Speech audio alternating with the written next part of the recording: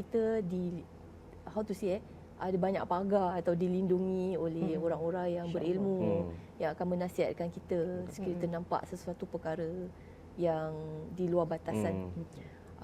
Macam kita pernah dengar atau kita akan tahu when ikhtilat tu tidak dikawalkan. Orang ni pergi office, kita tahu kat office ni dia ada dia punya office wife atau office husband. Whereby they are so close, they lunch together, but dia kawan je. But is it okay? So this lady, she just got her part-time job at this place. It's baru. Okay, and then after that, she's just an admin macam tu kat tempat kerja tu. So she come down like once in a while kat tempat kerja. And then after that, ada this one guy lah dari tempat colleague, dia punya tempat kerja. He's a colleague. Kan, dia mula-mula dia macam berbual dulu, macam tanya khabar. Semua biasalah, because we want to have interactions in our workplace kan, as much as possible. We don't want to just keep quiet. And then after that, it gets worse bila the conversation turns into like very flirtatious conversations. Like macam, you cantik lah hari ni macam tu. You nak I belikan you makan macam tu. Macam tu lah. So and laki ni dia dah kahwin, dah ada 2 anak juga. Tapi kat sini kita tengok macam laki je. Nanti orang semua cakap, ini mesti semua punca lelaki. Tapi bertepuk sebelah tangan tak bunyi kan. Betul, yes. Okay. So it also depends on siapa yang melayan jugalah, macam mana you melayan balik and how you respond to that kind of situations.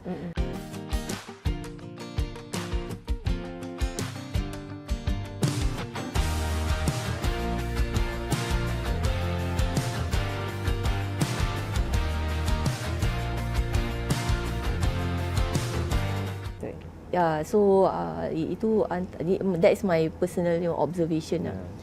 I think I can also share how generally workers in Singapore context feel about office relationship. Pasal daripada ikhtilat dia akan terjadinya relationship. Yes, betul. Correct. So this one I get the survey daripada jobcentral.sg. This one that means Muslim, non-Muslim semua kan. So from this data, 60% atau 60% daripada the work crowd disapprove dating anyone from the same workplace. Itu nombor satu. Maknanya tak bersetuju berpacaran berpacaran di tempat kerja. Kan couple lah gitu kan. Tapi at the same time government pun tengah encourage people to cepat-cepat kahwin, dapat banyak anak. Government want us to, meramaikan rakyat Singapore kan. And then daripada 2,000 responden, only 6.3% mengaku atau admitted that they are dating someone in office. What does this say? I mean, it says that generally, right, ikhtilat yang tidak dikontrol atau intermingling di dalam office yang tidak ada batasan, tidak ada kontrol, masih dipandang tidak diterima oleh kebanyakan masyarakat. No matter how modern, no matter how advanced we are, apa pun bangsa kita rata-rata tidak mahu menerima pergaulan yang terlalu bebas di tempat kerja. So that one is a very interesting point that I read on the Job Central SG. So dari sudut HR pula kan, kenapa kita nak kena limit socializing? Why must we limit? Bukan dari segi agama dari segi HR sendiri. Dari segi HR tau. Why do you think logically why must we have some kind of guideline in socializing? Personally, I think working, right, you have to be professional. So if you ada relationship with someone in the working place, you tend to be biased, no matter what they do. So if they do something wrong pun, you will still cover up for them because you have that special relationship with them. To me lah, I think that's the reason why we need to have certain guidelines, so as to not over kita punya relationship dengan seseorang tu lah in the workplace. Betul. Why do you think we need to have some kind of guideline? I think generally it's more on conflict of interest. Interesting. Yeah, that one dari segi professionalism lah. Yeah. Yes, correct. According to this HR, a senior HR specialist, nama dia Keith Mishler from Minnesota. Dalam dia punya artikel, dia cakap overly social employees may cost your business more than its peaceful atmosphere. Overly. So maknanya kalau pekerja korang terlalu social, mendatangkan lebih banyak kerugian dalam perniagaannya daripada productivity.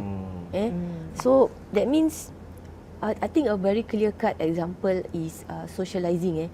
Kalau macam kat universities, lecturers dengan student, they must have a very clear cut limit how they socialize with each other.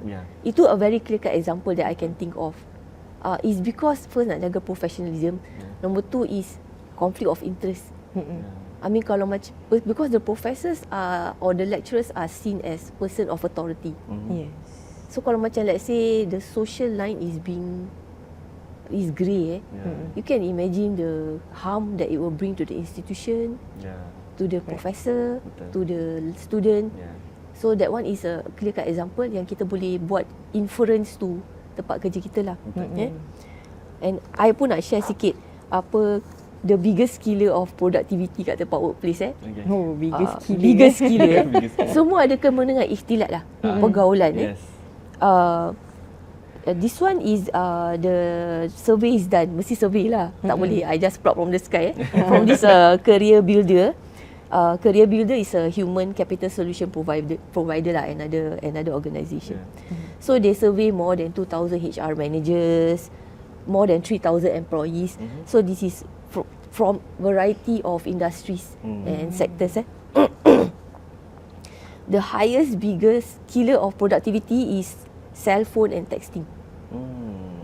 Highest. Followed by the internet and then office gossip. Office gossip. Yeah, this is the top 3. And then followed by the rest macam cigarette break, cigarette break smoke break social media, your co-worker drop by your cubicle and berbual.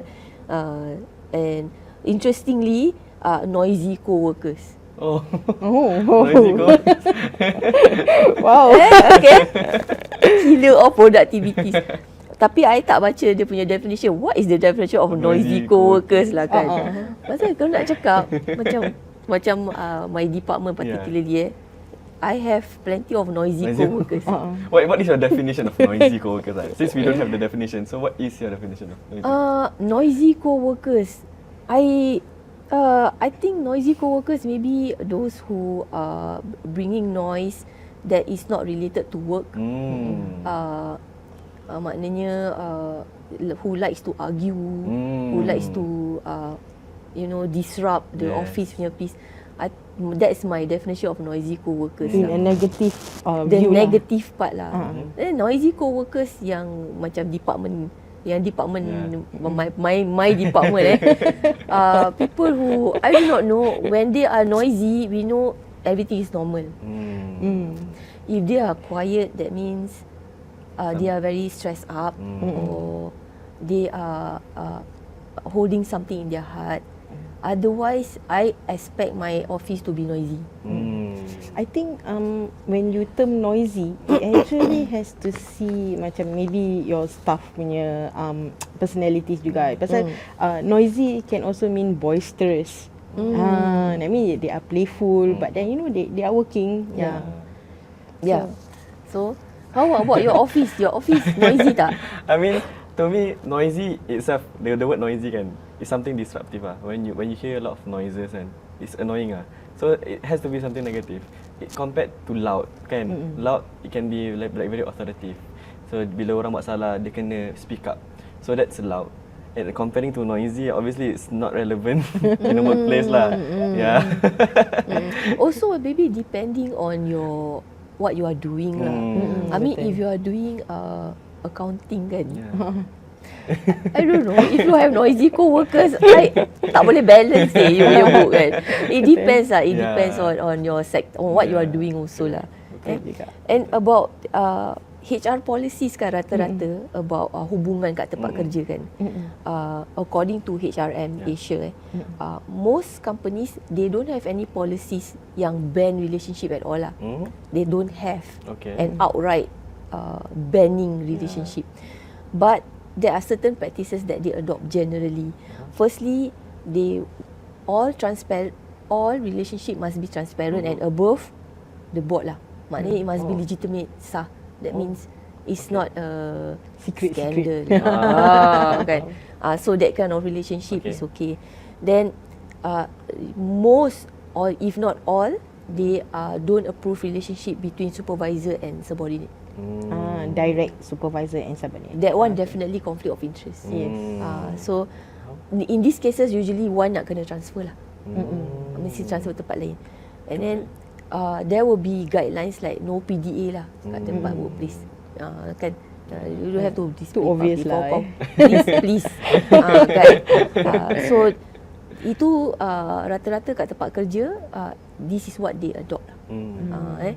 But I think kalau kat tempat masjid is lagi lain lah kan dia punya. So I'm just telling you in general how HR policy is being run about relationship. This one is kirakan one step further than ikhtilat lah.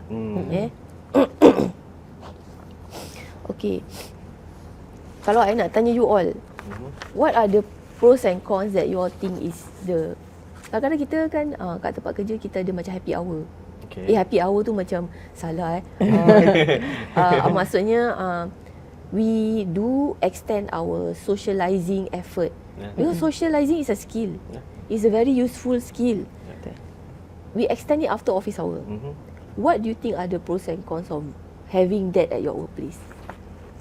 Personally for me kan, I don't mind lah. I don't mind because let's say if it's just online dia macam masih okay sikit. I mean like you can include your family, then like, macam like you know you talk together, then macam you show my kawan cakap macam ini you know that kind. And then like you know if it's positive in a way that can be shared with your family, I don't mind. Tapi macam let's say kalau it extends to a part where that socializing actually does not benefit but actually puts a negative light on the workplace or whatever, then I don't think that one is good lah. So the pros and cons masih ada jugalah. Ada juga pros and cons. So but then I think it depends on individual. Macam how you actually put that socializing juga. Macam mana nak balance? Pasal apa ada yang masih single tu mana nak cari jodoh juga kan. Itulah I tengah fikir juga ni. Betul. So maybe yang single tu maybe ada chance nak cari jodoh dekat tempat kerja ke apa. We don't know. I mean, jodoh kan. Betul. I mean I have few friends yang jumpa dorang, I mean like they meet dia punya soulmate dekat tempat kerja sendiri. I mean there have been cases that we see and it's actually successful one lah maksudnya. It's still try it's still berkekalan sampai sekarang. So macam if it's good for them then good for them lah maksudnya kan. I think the challenge is to find a balance, not to overdo it. Betul. Yang ni cakap senang Lagi-lagi untuk orang yang dah kahwin especially. Correct. Nak berkahwin lagi memang kena jaga. Macam Ustaz juga, what is your perspective of view the pros and cons of socializing after work? So I'm working in a Muslim organisation lah. So in Muslim organisation probably kita punya happy hour is different from the normal working place and general working place where you actually like socialize between two gender sama-sama kan. Ours is separate. Ours is macam male dengan male, female dengan female. We don't really like our happy hour is different. But when we do work retreat then that's a different thing lah. Retreat. I was thinking sampai retreat pun macam mana you all separate kan. Retreat we have to be together lah because there's many things that we do we need to still discuss with departments and people yang opposite gender lah juga. But happy hour itself to me, I mean kita pergi kerja we want to have a happy positive vibes kan. So we want to have colleague yang also understand us because each individual is different and to know them better is actually outside of working place lah. Pasal kalau nak kenal dalam bila tengah kerja tu kan, it disrupts our productivity. Betul tak? Like you said just now. So one way is definitely happy hour is one of the initiatives lah that we can do to understand our colleague better. If it's to understand our colleague better, which can make the working place a positive one, then I think it's definitely encouraged to do it lah. But then if because of happy hour ni, then after that kita label orang ni macam ni, dia ni memang tak bagus lah, memang semua benda dia buat lembab macam tu. Habis semua terus label dia macam tu. Kan, I mean it can happen. So memang kat kerja kita tengok dia tak buat kerja, dah memang kerja lambat. And then after that bila happy hour kita main game dia pun lambat. Lepas tu dia label dia, semua orang label dia macam dia ni memang slow lah, kita cakap macam tu. Dan macam tak baik lah, because we don't want that to happen in our working place. Kita tak nak ada gossip, tak nak ada any people talking behind our back kan. I mean so it depends lah. But if it brings macam positivity into the workplace, which can actually enhance our productivity overall lah in work, then it's definitely encouraged lah. Okay, I think very refreshing punya perspektif from both Sis dengan Ustaz I think memang ada banyak perspektif yang we can just sit down and think okay ke tak okay. Ada orang memang tak suka pun socializing after office hour. Betul. Because to them is after office hour, pukul 6 stop. I don't want to do anything else. I don't want to have any association with my workplace lagi. Some people just come to work. And then those people I mean we have to respect the way they see things lah. Dan I think daripada segi kebaikan, this one is also from my own perspective, which is influenced by HR punya input lah.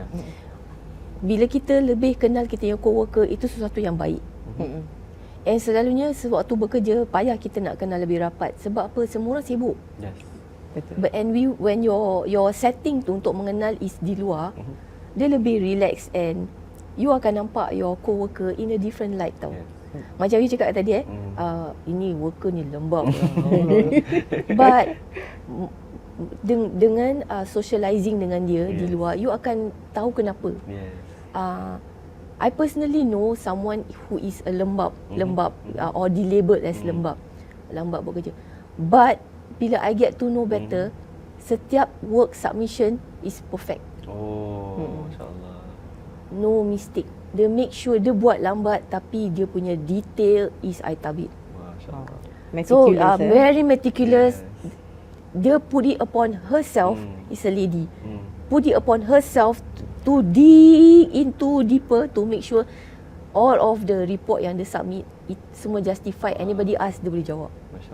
Ya, itu satu contoh lah. Something that we don't think of usually.